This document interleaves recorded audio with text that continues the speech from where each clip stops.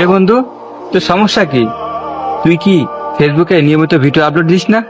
তোর সে আজারা পোলাপান 2.0 সে পেজটা কই? আমি তো অনেকদিন তোর রিলস দেখি না, সমস্যা কি তোর? আমার একটু খুলে কর দি। আরে বন্ধু, আর কোষ না।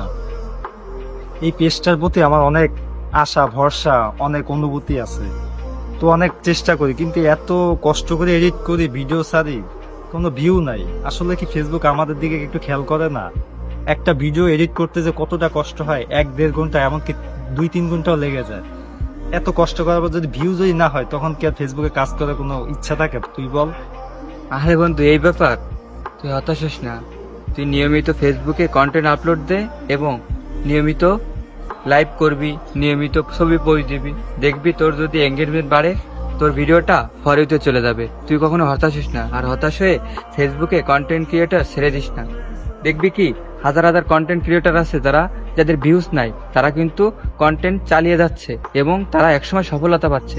কিন্তু তুই যদি এখন হতাশ হোস, ভাই, তোরে আমি একটা রিকোয়েস্ট করি ভাই, তুই এরকম কন্টেন্ট ক্রিয়েটর ছাড়িস না। তুই নিয়মিত ছবি আপলোড দে, ভিডিও আপলোড দে, ঠিক? কি আর করবো বন্ধু, একটা ভিডিওর পিছনে কত কষ্ট করা লাগে, এডিট করা লাগে। তারপর যদি ভিউ না হয়, আমি তো একভাবে ছাড়িয়ে দিছিলাম যে আমি আর ভিডিও টিডিও বানাবো না।